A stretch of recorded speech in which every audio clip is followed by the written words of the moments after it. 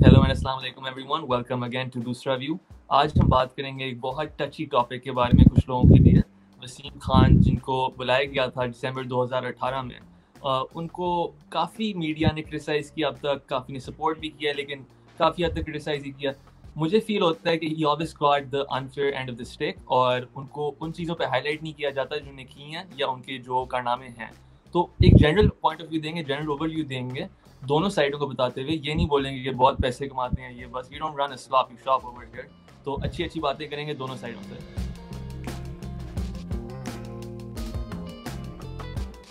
Guys, तो वसीम खान, उनकी क्या परफॉर्मेंस अभी तक आप लोगों को लगी है? जिस तरीके से शुरू में आए थे, उर्दू भी मीडियम थी, बिल्कुल हमारे कल्चर से फेमिलियराइज नहीं थे वो। It was a hard step to take initially, लेकिन राइट नाउ अगर आप देखें, I think he is coming to his own, और हर चीज़ अब सही हो रही है सामने। आप लोगों को क्या लगता है? How would you evaluate his performance up till now? Adnan, आप शुरू करो। मेरा ख्याल है यार कुछ मिक्स की परफॉर्मेंस रही है उनकी। कुछ उन्होंने अच्छे कदम उठाए हैं, कुछ उन्होंने बुरे कदम भी उठाए। अगर हम मेरे से पूछे उनके अच्छे कदम ये हैं, तो पूरी पीएसएल को पाकिस्तान में उठा के लाना is not an easy job, जो कि वसीम खान ने किया है। बहुत बड़ा चैलेंज था, ये कहना बहुत बड़ा बहुत चैलेंज आसान था था। लेकिन बहुत बड़ा चैलेंज था, क्योंकि आप लोग ये देखें। हाँ, पहले जो पीएसएल के मैचेस आ रहे थे वो ये हो रहे थे सिर्फ लाहौर में या कराची में, सिर्फ 2 वेन्यूज़ पर एक साथ सारे मैचेस होते। यहाँ पे एक साथ आपने 4 वेन्यूज़ को एक्टिवेट करना था। दिन में मैच कराची में होता था तो रात में लाहौर में, दिन में पिंडी में तो रात में लाहौर में, दिन में मुल्तान में तो रात में कराची में। इस तरह होता रहा, बांग्लादेश को भी ले आए, और अब वो नज़र आ रहा है कि भाई टेस्ट क्रिकेट को पाकिस्तान लेके आए 10 साल बाद। हालांकि जिसकी मैच पहले बहुत ही गए थे नजम सेठी के दौर में, लेकिन आई थिंक उनका बड़ा इंपॉर्टेंट रोल है वसीम खान का, नो डाउट। दूसरा, आई थिंक कि वसीम खान ने जो गलत स्टेप उठाया मेरी नज़र में, वो एक तो ये था कि मिसबा अलग को ऑल पावर। दूसरा जो आई थिंक उन्होंने डोमेस्टिक का स्ट्रक्चर जो है वो बिल्कुल ही दम ही कट डाउन कर दिया है, जिसकी वजह से सबसे ज़्यादा जो नुकसान हुआ प्लेयर्स का, मॉनेटरी नुकसान हुआ। देखो, कहना बड़ा आसान होता है, चलें जो जो बेरोजगार हुए जासिम, वो तो हुई हुए, लेकिन जो प्लेयर डिपार्टमेंट से पहले ईयरली मंथली कह रहे थे 3 लाख रुपए कमा रहा था, 3.5 लाख रुपए कमा रहा था, टॉप प्लेयर बात कर रहा हूँ मैं, उसकी इनकम गिर के 1/3 रह गई, 1.5 लाख रह गई। जाजिम की तरफ चलते हैं। जाजिम, जो अदनान ने अभी बातें कही हैं, ये पहली बात से शुरू करते हैं जो उन्होंने मिसबा उल हक के बारे में बात की थी। उसके ऊपर आपका क्या कमेंट है? जो उनको बनाया गया, डुअल रोल दिया गया, तो उससे शुरू करते हैं। मेरे ख्याल से ये तो सोनली वसीम खान की तो इसमें नहीं कसूर, ये तो पूरी क्रिकेट कमेटी थी जिसने फैसला किया था। एहसान मानी साहब का भी इसमें इनपुट शामिल है, इसमें और जो क्रिकेट कमेटी के लोग थे उनका भी इनपुट इसमें शामिल है, कि तो वसीम खान का अकेले का डिसीजन नहीं है। जो क्रिकेटर्स शामिल थे उस कमेटी के अंदर, अब उनसे भी पूछें। बिल्कुल। यकीनन जो है वो दोनों रोल देना मैं तो मुनासिब नहीं समझता। मेरे ख्याल से मिसबा उल हक को सिर्फ चीफ सेलेक्टर के रोल में आते, और अगर कोचिंग के रोल में आना था तो वो अंडर 19 की कोचिंग करते पहले, और फिर कोचिंग का पहले एक्सपीरियंस लेते, फिर कोचिंग करते। एक चीफ सेलेक्टर के रोल में ठीक है, चलें आ जाते। लेकिन एक कोच आपका जो है ना, एक प्रॉपर लर्नड कोच होना चाहिए, क्योंकि आजकल की गेम के अंदर उसको कोचिंग की कुछ टेक्निक्स होती हैं वो उसको आनी चाहिए, और एक बंदे को इतने ज़्यादा रोल नहीं देने चाहिए। उसके अलावा वसीम खान का जो अदनान ने बात की, फर्स्ट क्लास स्ट्रक्चर की बात की, उसमें ये है कि वो मैनेज बेहतर किया जा सकता था।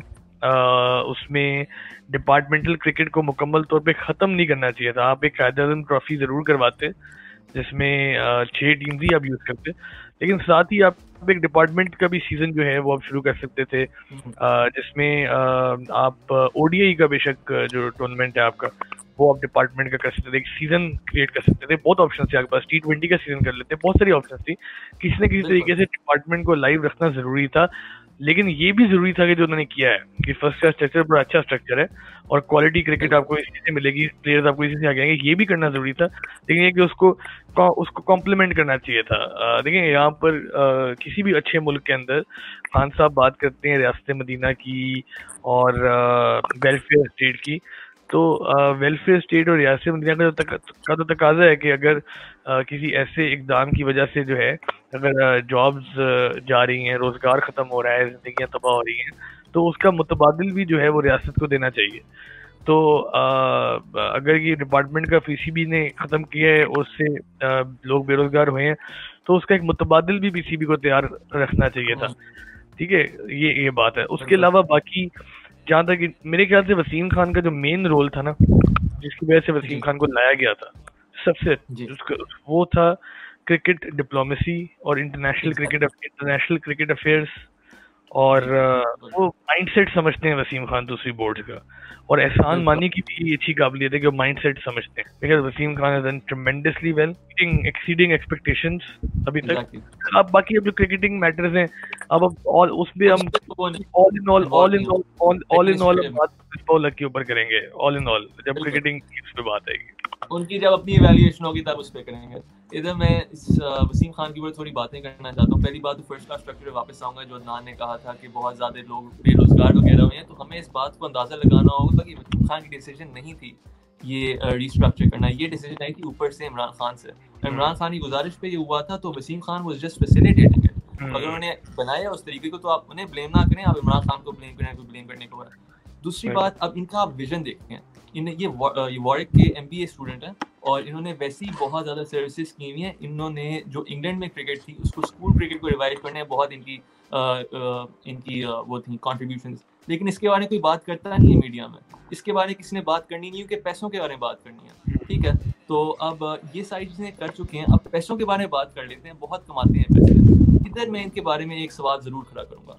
इन्होंने अप्रैल में कमेंट किया कि अगर ज़रूरत पड़ी कोरोना वायरस की वजह से तो I will be the first one to take a cut in my salary, और उस वक्त इन्होंने किसी सैलरी को कट नहीं किया था डोमेस्टिक ABC कॉन्ट्रैक्टेड प्लेयर्स के साथ। तो अब वो सेंट्रली कॉन्ट्रैक्टेड प्लेयर्स की कट हो गया सैलरी में, लेकिन मुझे वसीम खान का कट की अभी तक खबर नहीं है। मैंने सर्च किया था इस पर, लेकिन मुझे कुछ नहीं मिला। तो अगर कमेंट सेक्शन में अगर आप लोगों को पता है इसके बारे में कि वसीम खान ने कट लिया है कोरोना की वजह से, तो please do mention it, because अगर ऐसी कोई बात है तो वसीम खान को इधर स्टेप अप करना चाहिए मुझे लगता है। लेकिन ये जो पैसों की बात की है ना, ये तो मैं से टोटली डिसएग्री करता हूँ कि जो लोग बैठ के उनकी सैलरी डिस्कस कर रहे हैं, वो भाई वो PCB का कोई PN नहीं है, वो कोई सिक्योरिटी गार्ड है, वो CEO है, वो MD है, बाहर से आए क्वालिफिकेशन है उसकी यार, खुदा को मालूम। हाँ, तो उसकी सैलरी अच्छी ही होगी और होनी चाहिए भी। इट डिपेंड्स कि वो क्या वो सैलरी तब वो करता है जब वो काम सही करा। अगर वो काम नहीं सही करा तो आप उसको निकाल लीजिए। तो ये जो फूल टॉपिक है। जहाँ तक कोरोना कट की बात की, क्यों कुछ हुआ मैं था थोड़ा याद दिलाता हूँ। हुआ कुछ ऐसे कि PCB ने अपने 700 के करीब जो थे, 700 कुछ हंड्रेड ऑफ एम्प्लॉयज निकाले जो कि लो लेवल एम्प्लॉयज थे, ग्राउंड स्टाफ था, और वो भी कोरोना के दौरान एकदम उनको निकाल दिया। और ऑलरेडी इकोनॉमी के हालात अच्छे नहीं थे, कोरोना आया और उसमें एक लॉकडाउन चल रहा। हाँ, तो वो फिर PCB ने फौरन उसको रिवर्स किया। फिर वसीम खान ने कहा कि मैं अगले 3 महीने के लिए अपनी सैलरी का 50% जो है वो काट लूंगा, ताकि ये जो लो लेवल लोग हैं जो सिक्योरिटी ये बात लोग कहते हैं कि पेट्रियाटिक नहीं है, पैसे कमा रहे तो पेट्रियाटिक नहीं है। यार मेरे दिल चाहते हैं लोगों को क्या बताऊं यार, बंदा पैसे कमा रहे तो पेट्रियाटिक आप चैलेंज कर रहे हो।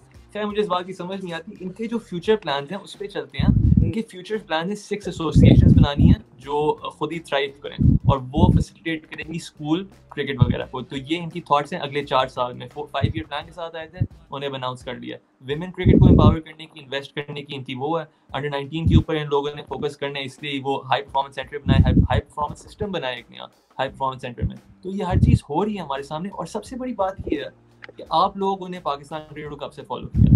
जाजिम आप मुझे बताओ कि जितने PCB के गुजरे हैं मैनेजमेंट, कब हुआ ऐसे कि हमें ऐसी चीजें नजर आई हैं। जो भी इसका फर्स्ट डे में ही was on PowerPoint slides and explaining his whole thing. He is a professional obviously, हमें ऐसा कभी बंदा मिला नहीं है। तो आपको इससे क्या लगता है कि जो हमारा शायद इसलिए मसला हो रहा है, हमें this is so out of our norm कि हम एक प्रोफेशनल आए तो उसे अब कैसे डील करें। ये आपको लगता है कल्चर शॉक था कोई? नहीं, ये बात नहीं है असल में। ये जो है ना, ये कोई बाहर से आ जाए, कोई यहाँ से ही आ जाए, जैसे भी कहीं से भी कोई आ जाए, लोगों की अपनी एजेंडाज होते हैं, ग्रीवेंसेस होती हैं, अपनी पर्सनल जो है चीज़ें नहीं हो रही होती जो वो चाहते हैं। तो वो उसमें ये है कि जैसे उसमें फिर वो क्या करते हैं कि उसमें वो सारा नज़ला फिर जो है गिरा देते हैं जो है ना एक बंदे के ऊपर। अभी आप देखिए शोएब अख्तर को शायद कहीं ना कहीं ग्रीवेंस होगी या कहीं ना कोई मसाइल होंगे PCB के साथ, लीगल टीम के साथ तो है ही आपके सामने। या वो शोएब अख्तर समझते होंगे कि पाकिस्तान की टीम ने ऑस्ट्रेलिया में अच्छा परफॉर्म नहीं किया, श्रीलंका सीरीज में अच्छा नहीं किया। अब उसको वो बयान कैसे कर रहे हैं कि यार PCB में बंदे के पुत्र लाओ, PCB में बंदे के पुत्र ही नहीं है, ठीक है। तो अब ये है कि अब स्वीपिंग स्टेटमेंट देते हैं ना, तो उसमें फिर अब जो अच्छा काम करें वो भी रगड़े जाते हैं। इसका मतलब है कि वसीम खान को बंदे का पुत्र नहीं है, कोई एलियन है, इंसान है वसीम खान, ठीक है। तो मतलब कि ये है कि हम तनकीद करते वक्त हल्का हाथ नहीं रखते और तारीफ करते वक्त कंजूसी करते हैं। ये हमारे जो ना बड़ा इशू है हमारी सोसाइटी में। मीडिया की बहुत बड़ा इशू है, बिल्कुल सही कह रहा है। अदनान कुछ ऐड करे था? बिल्कुल, मैं एक बात क्या कर रहा था कि जिनका प्लान है कि वो स्कूल क्रिकेट बहाल करनी है, जो पाकिस्तान में नहीं होती और ग्रास रूट लेवल जबरदस्त है। दूसरा जो बात की ना कि वो पेट्रियोटिक नहीं है, तो ये हमारे मुल्क में ना एक बड़ा बदकिस्मती है कि जब चाहे वो बंदा पॉलिटिक्स में किसी भी फील्ड में, जब हमें उसको निकालना है ना, तो या तो हम उसके मजहब पे सवाल उठा देंगे या उसकी हुब्बुल वतनी पे सवाल उठा देंगे। ये आई थिंक ये बहुत लो लेवल बात है। और जो हमारे मोस्टली क्रिकेटर है, मोस्टली मैं चंद एक कहूँगा, नाम नहीं मैं कर लूँगा, बोर्ड उनके लिए बहुत बुरा होता है जब तक उनको बोर्ड में नौकरी ना मिल जाए। वो पीसीबी, चाहे सिटी का पीसीबी हो या शहर खान वसीम खान का हो, जब तक उनको पीसीबी में नौकरी नहीं मिलती तो पीसीबी बहुत बुरा होता है। जैसे पीसीबी उनको किसी अच्छी नौकरी पे दे देता है, कोचिंग में दे रहा है, सिलेक्शन दे रहा है। ठीक है, अच्छा बॉयज, अब हमने वसीम खान की इवैल्यूएशन के ऊपर काफ़ी बात कर ली, उन्होंने अभी तक कैसे परफॉर्म किया, लगता है हम सारे सेटिस्फाइड हैं। एक और बहुत बड़ी उन्होंने एक तब्दीली लाई, आप कहते हैं, उन्होंने सवेरा पाशा का शो था और एक और शो भी आए थे, उन्होंने अनाउंस किया है कि उन्होंने अप्रोच करने लगे हैं वो पीएम को with an idea to set legislation for match fixing punishments. और ये बहुत बड़ी चीज़ है क्योंकि उन्होंने कहा है कि बड़े बोर्ड आगे गुजर गए, मैं हैरान हूँ अभी तक हुआ क्यों नहीं है। Going back to our previous episode, Rashid Latif कहते थे काफ़ी बोर्ड मेंबर्स इसमें इन्वॉल्व हैं इन लोगों को बचाने के लिए, तो शायद इसलिए नहीं हुआ और शायद इसलिए करना मुश्किल था। लेकिन बड़ी बात है कि ये बंदा फाइनली स्टेप अप कर रहा है और इस चीज़ को शायद ख़त्म करने में अहम किरदार अदा करने लगा है। जिस चीज़ बहुत की हम जरूरी है, तो चैनल पे डाल रहे हैं, लेजिस्लेशन बहुत जरूरी है। इसके बारे में बात करनी है यार। दोस्तों, आपको मैं ये समझाता हूँ कि यार लेजिस्लेशन इसलिए जरूरी है बॉयज के होता क्या है कि अभी सलीम मलिक साहब पे हुआ बैन लगा, राइट, तो वो क्रिकेट से बाहर हो, ठीक है, क्रिकेट से बाहर हो गए, लेकिन जो उन्होंने मुल्क को नुकसान पहुंचाया अपने इस एक्ट से, क्या उनको सजा मिली? क्रिकेट से बाहर होना तो कोई सजा नहीं है ना। सजा होती है कि प्रॉपर एक जो है आप या तो फाइन आप करें या आप जो है उनको क्रिमिनल डिक्लेयर करें ताकि और वो कहीं जॉब ना कर सके, उनका क्रिमिनल रिकॉर्ड बने। सलीम मलिक साहब ने क्या किया कि आराम से 6-7 साल के अंदर, पीसीबी ने भी बाद में केस को परसू नहीं किया उनके, जब उन्होंने अपील की पीसीबी ने भी कहा चलो सही है, क्रिकेट तो खत्म हो गई है, खत्म हो जाए, आराम से उन्होंने अपने आप को क्लियर करवा लिया आके बैठ के, अब कह रहे हैं कि मुझे वापस मौका दिया। सेम आप देखें इंडिया में भी ऐसे। तो ये कि जब एक दफा कोई भी आदमी जब चोरी करता है ना, जब वो क्रिमिनल हो जाता है, जब उसके क्रिमिनल रिकॉर्ड आ जाता है, उसके बाद वो गवर्नमेंट की कोई जॉब नहीं कर सकता, या वो किसी इवन प्राइवेट भी बड़ी कंपनी के अंदर जॉब करेगा तो उसका क्रिमिनल रिकॉर्ड बैकग्राउंड चेक में शो हो जाएगा, तो वो जॉब नहीं कर सकता। लेकिन जब क्रिकेट की जब आप चोरी करते हो तो फिर आप उसके बाद हर चीज कर सकते हो, आपके ऊपर कोई ऐसी बात नहीं होती। तो लेजिस्लेशन बहुत जरूरी है, आपकी आइन के अंदर होना चाहिए, आपकी क्या कहते हैं जो है ना वो पीनल कोड के अंदर होना चाहिए, आपके सुप्रीम कोर्ट के अंदर इसकी एक प्रेसिडेंट सेट होना चाहिए ताकि उसको क्रिमिनल डिक्लेयर किया जाए प्रॉपर कॉन्स्टिट्यूशनली। और दूसरा बुकीज के ऊपर भी ये चीज जो है ना वो फ्रॉडुलेंट, कोई हमें कानून बनाना चाहिए कि जो फ्रॉडुलेंट एक्टिविटीज में लोग इन्वॉल्व रहे हैं उनको जो है प्रॉपर सजाएं मिल सके। आप देखें कि जितने बुकीज हैं वो बच के निकल गए। किसी बुकी का आपने सुना आज तक सुना किसी बुकी को गिरफ्तार कर लिया, उसके ऊपर कोई केस हो गया? कुछ भी नहीं होता। तो ये लेजिस्लेशन बहुत जरूरी है इसके ऊपर, and kudos to this setup कि वो इस पे बात कर रहे हैं। मैं इस पे एक बात ऐड करूंगा कि अगर हमने पाकिस्तान क्रिकेट को बचाना है और इस मैच फिक्सिंग गंद को जो बार बार हमारी क्रिकेट में आ जाता है, अभी वो 2010 में आया, फिर वो भी फिर 19 में फिर आ गया, इससे भी हमने जान छुड़ानी है तो बिल्कुल ये क्रिमिनल ऑफेंस होना चाहिए। बल्कि मैं तो एक स्टेप आगे जाऊंगा, मैं समझता हूँ कि जिन प्लेयर्स ने मैच फिक्सिंग की है, अगर ये साबित हो जाए कि certain x number amount of money जो है वो करप्शन की है, उसके इक्वलेंट के उनके एसेट्स जो हैं वो गवर्नमेंट को अपनी कस्टडी में मिलनी चाहिए। जिस तरह कोई भी गवर्नमेंट में अगर करप्शन में निकाला है तो उसके एसेट जब्त किए जाते हैं। और अदनान ये भी मेक श्योर करना चाहिए कि वो बीमारी का बहाना बना के लंदन ना जा सकें कुछ पॉलिटिकल करप्ट लोगों की तरह। हाँ बिल्कुल, ये बिल्कुल सही बात किए जाते हैं। मैं आपकी बात 100% करता हूँ कि जो टॉलरेंस होनी चाहिए क्रिकेट लोग यार अपना मतलब कि यार किस तरह बैठ के हमारे मुल्क में लोग क्रिकेट देखते हैं, और एक प्लेयर जब उसकी 100% एफर्ट नहीं जस्ट बिकॉज उसको पैसे मिल रहे हैं तो उसको सख्त सजा मिलना चाहिए, जेल टर्म भी रिटर्न टू क्रिकेट। कोई और काम करे, कोई दुकान डाल ले, कोई अपना नौकरी कर ले, क्रिकेट में कमेंट्री कोचिंग कितनी जलालत की बात है ये सलमान बट जैसे लोग जो हैं वो टीवी पे आके पंडित बन गए हैं क्रिकेट के, और अच्छे जो मेहनत करके जो ईमानदारी से क्रिकेट खेल रहे हैं क्रिकेटर्स, उनको उड़ा रहे होते हैं टीवी पे बैठ के। ये कितनी जो है टीवी पे आके शायद अफरीदी को उड़ाते होते थे जब पंडित के तौर पे आते थे यार वाई पे। हमने जस्टिफिकेशन हमेशा पता है क्या निकाली होती है, क्या ऑस्ट्रेलिया में तो क्रिमिनल नहीं है, वो भाई इंडिया में नहीं है, और बांग्लादेश में नहीं है, मतलब कि यार ये क्या जस्टिफिकेशन है कि उधर नहीं है तो हम भी नहीं है। मतलब कि ये वो जस्टिफिकेशन है, कोई बच्चे अपने घर आके देते हैं ना कि उसका बेटा भी फेल हो गया, फलाना दोस्त भी फेल हो गया,